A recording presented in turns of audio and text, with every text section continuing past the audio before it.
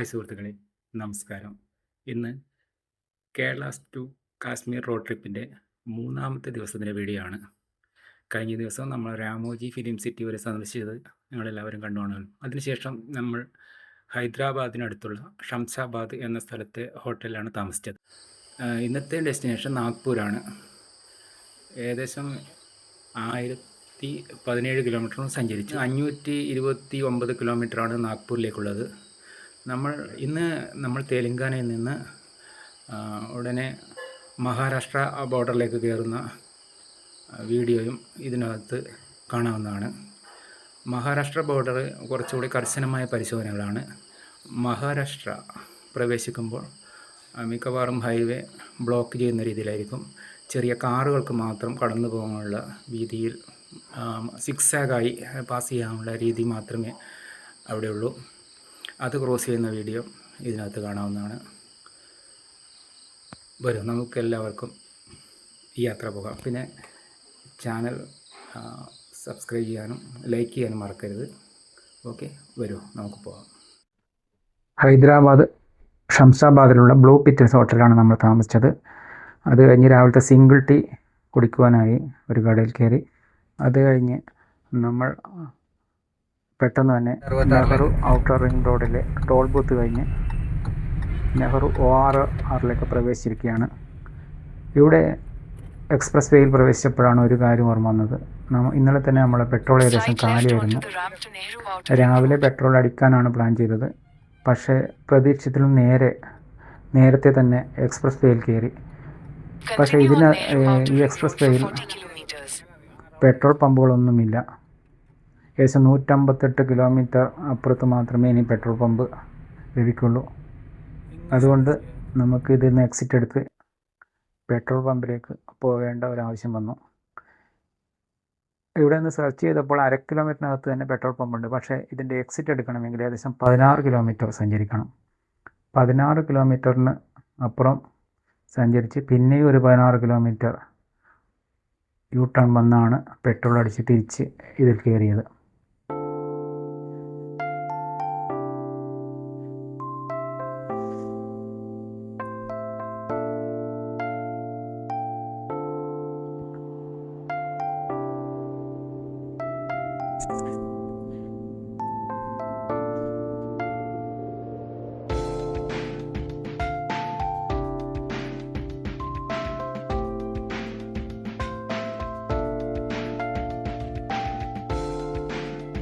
ഈ Nehru outer ring road 158 കിലോമീറ്ററുള്ള 8 വരി express highway ആണ്.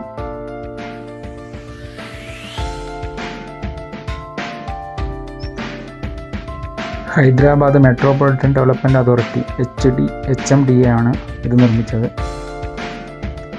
20 ടോൾ പ്ലാസകളുണ്ട് ഇതിനകത്ത്. 2 വേ സർവീസ് റോഡുകളുണ്ട്. ഇതിൽ 2 വീലേഴ്സിനും 3 വീലേഴ്സിനും പ്രവേശന അനുമതിയില്ല.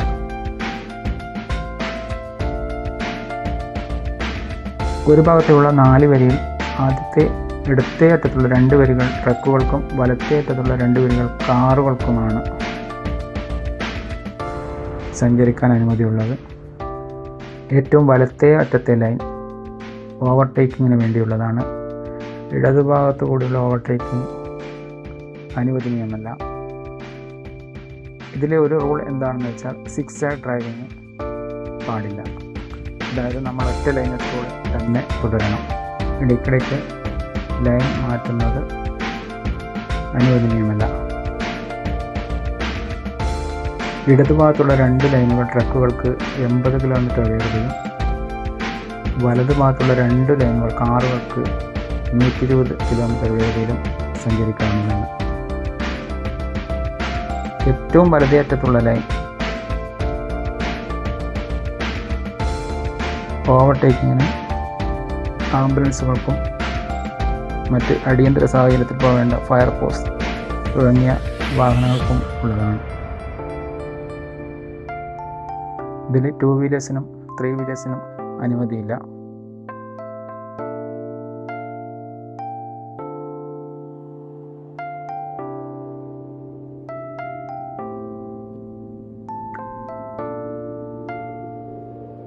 ഇതിലെ വലത്തേ അറ്റത്തുള്ള 2 ലൈനുകളിൽ നടുക്ക് ആരോ മാർക്കുകൾ വരച്ചിരിക്കുന്നത് കാണാം. അതായത് മുമ്പിൽ പോകുന്ന വണ്ടിയുമായി 2 ആരോ മാർക്കിൻ്റെ എങ്കിലും പുറകിൽ വേണം നമുക്ക് ഡ്രൈവ് ചെയ്യാൻ. അതായത് അത്രയുമായിരിക്കണം 120 കിലോമീറ്റർ സ്പീഡ് പോകുമ്പോൾ ബ്രേക്കിംഗ് ഡിസ്റ്റൻസ്.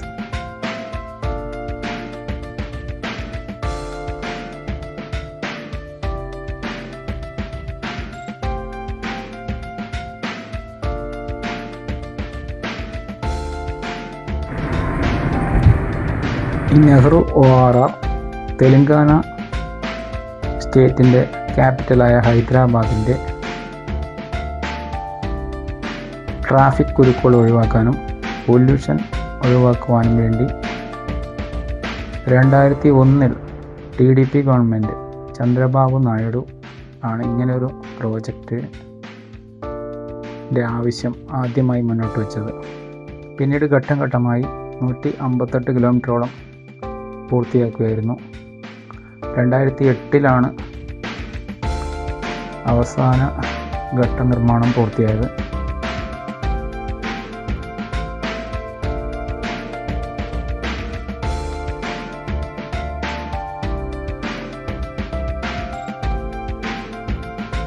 ഇതിൻ്റെ വടക്കേ അറ്റത്തുള്ള പ്രധാന ജംഗ്ഷൻ ഗാച്ചിബൗളിയും തെക്കേ അറ്റത്ത് നരസിംഗിയുമാണ്.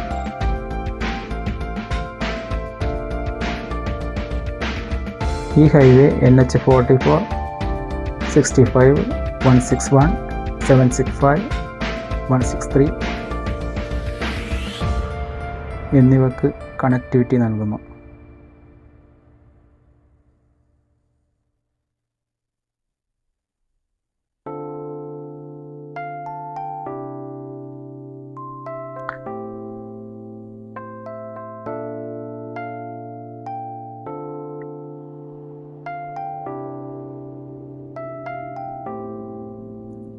ഇതിൻ്റെ നിർമ്മാണ പുരോഗതിയെപ്പറ്റി പറയുകയാണെങ്കിൽ 2008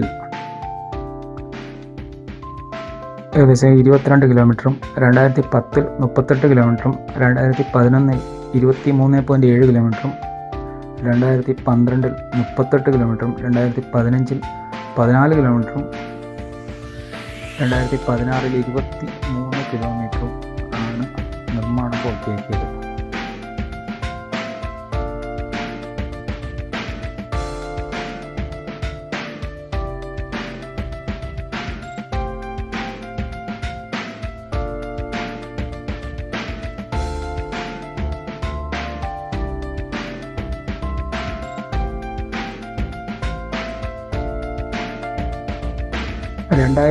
ജനുവരി 3 അന്നത്തെ പ്രൈം മിനിസ്റ്ററായിരുന്ന ഡോക്ടർ മൻമോഹൻ സിംഗ് ആണ് ഇതിൻ്റെ തറക്കല്ലിട്ടത്.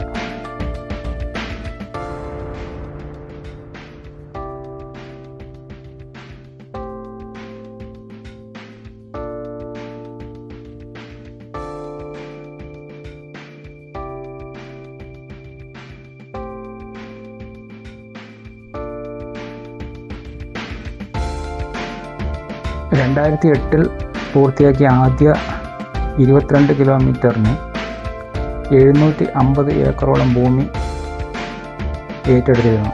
അതിൽ 500 ഏക്കറും സ്വകാര്യ ഭൂമിയായിരുന്നു. പിന്നീട് 5500 ഏക്കർ ഭൂമി ഏറ്റെടുക്കേണ്ടി വന്നു.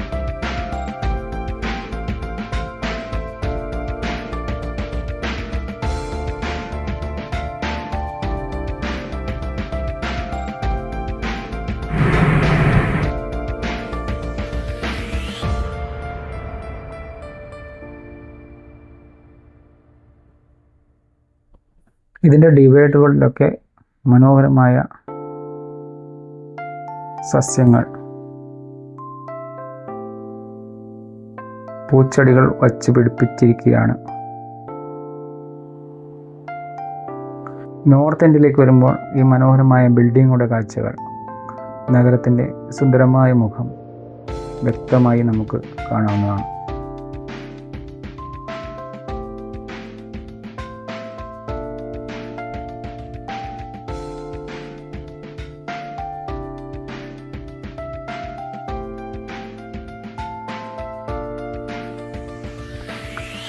ഇതിൽ എക്സിറ്റ് 6 നമുക്ക് NH44 പ്രവേശിക്കേണ്ടത്. അത് നാഗ്പൂർ എക്സിറ്റ്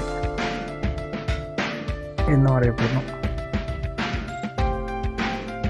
ഇതിലേകദേശം 20-25 കിലോമീറ്റർ കഴിയുമ്പോഴാണ് ഓരോ എക്സിറ്റ് വരുന്നത്. എക്സിറ്റ് എടുക്കുന്നതിന് ഏകദേശം 2 കിലോമീറ്റർ മുമ്പ് തന്നെ ഇൻഫർമേഷൻ സൈനുകൾ ഇടത്തോട്ട് തിരിയാൻ വേണ്ടി, ലെഫ്റ്റ് എടുക്കാൻ വേണ്ടി സൂചിപ്പിക്കുന്നുണ്ട്. ഓരോ കിലോമീറ്ററിനും ലെഫ്റ്റ് എടുക്കാനുള്ള സൂചനാ ബോർഡുകളുണ്ട്.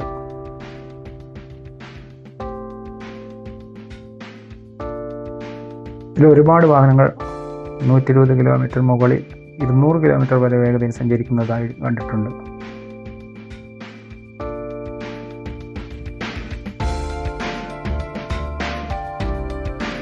ഇതിൽ എക്സിറ്റ് എടുക്കാനുള്ള ഇൻ്റർചേഞ്ചുകൾ വളരെ വലിയ വിശാലമായ വൃത്താകൃതിയിലാണ് പണിതിരിക്കുന്നത്.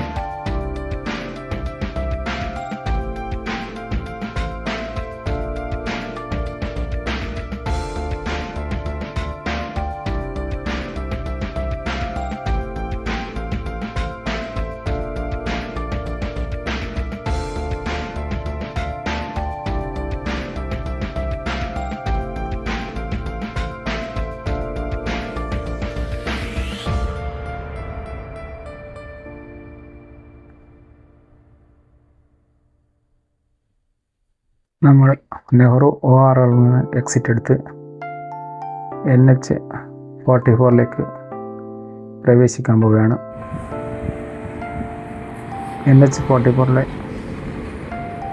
പ്രവേശിച്ച ഉടൻ തന്നെ നമ്മളൊരു ധാബയിൽ ഡോക്ടർ ദീപക് റെഡ്ഡി ധാബ, അവിടെ രാവിലത്തെ ബ്രേക്ക്ഫാസ്റ്റ് കഴിക്കാനായി എത്തിയിരിക്കുകയാണ്. ഏകദേശം 9 മണിയോട് അടുപ്പിച്ചാണ് സമയം.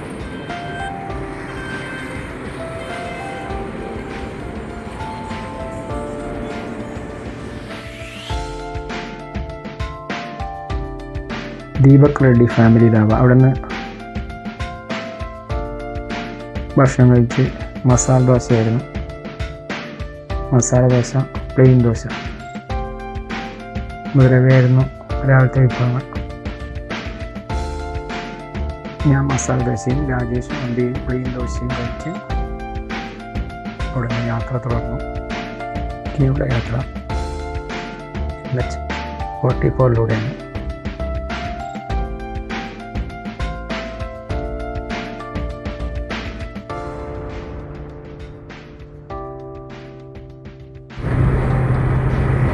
തന്നെ നമ്മൾ മഹാരാഷ്ട്രയിൽ തെലങ്കാന സ്റ്റേറ്റ് ബോർഡറിലായി മഹാരാഷ്ട്രയിൽ പ്രവേശിക്കുകയായിരുന്നു.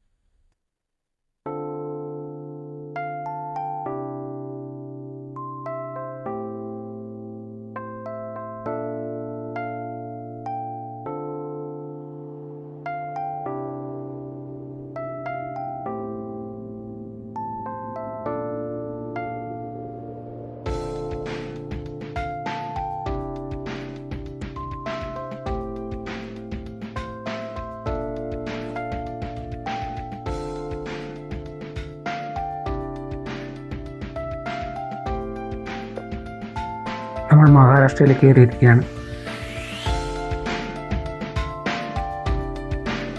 ഇതാണ് Telangana Maharashtra border check post. ട്രക്കുകളൊക്കെ ചെക്ക് പോസ്റ്റ് അതിലൂടെയാണ്, ഇടതുവശത്തൂടെയാണ് വരുന്നത്. പക്ഷെ ഇവിടെ കാറുകൾക്ക് പോകാൻ സ്ഥലം,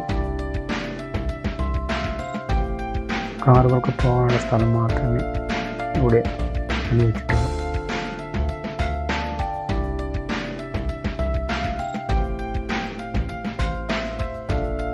ഇപ്പോൾ നമ്മൾ മഹാരാഷ്ട്രയിൽ എത്തിയിരിക്കുകയാണ്. ഇപ്പോൾ യാത്ര തുടർന്ന് നമ്മൾ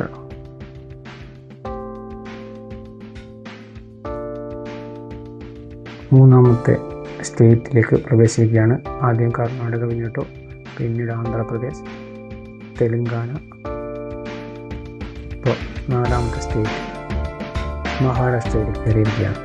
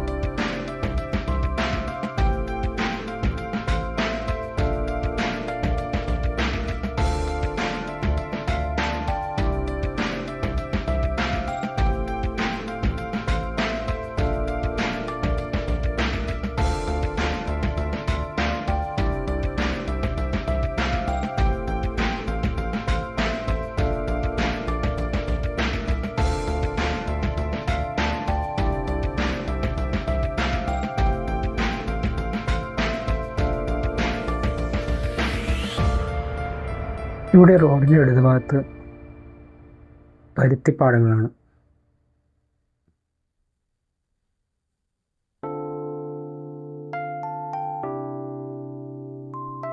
നമ്മൾ റോഡിൻ്റെ അരികിലൊക്കെ കോട്ടൺ ഇങ്ങനെ പാഴിക്കിടക്കുന്ന കണ്ടപ്പോൾ പ്രവർത്തിച്ചാണ്. ചില സമയങ്ങളിലൊക്കെ പരുത്തിച്ചെടിയിൽ നിന്ന് പരുത്തി പാകമായാൽ അവ റോഡിൻ്റെ അരികിലൊക്കെ കാറ്റത്ത് എത്തപ്പെടും. ഇപ്പോൾ പരുത്തി പാകമാകുന്ന സമയമല്ല, അതുകൊണ്ട് പഴയ പരുത്തി വേസ്റ്റുകളൊക്കെ ഇപ്പോഴും ഈ റോഡിൽ കാണാം.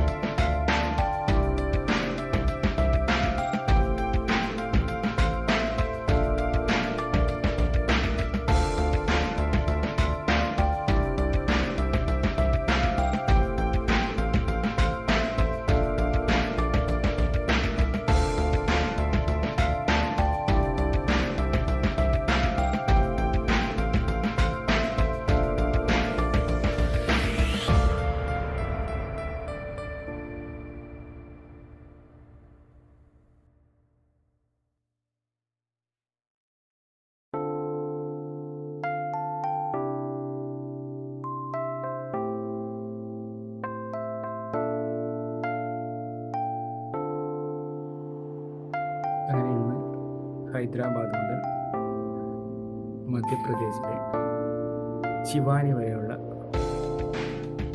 യാത്രയുടെ കാഴ്ചകളാണ് നിങ്ങൾ കണ്ടത്.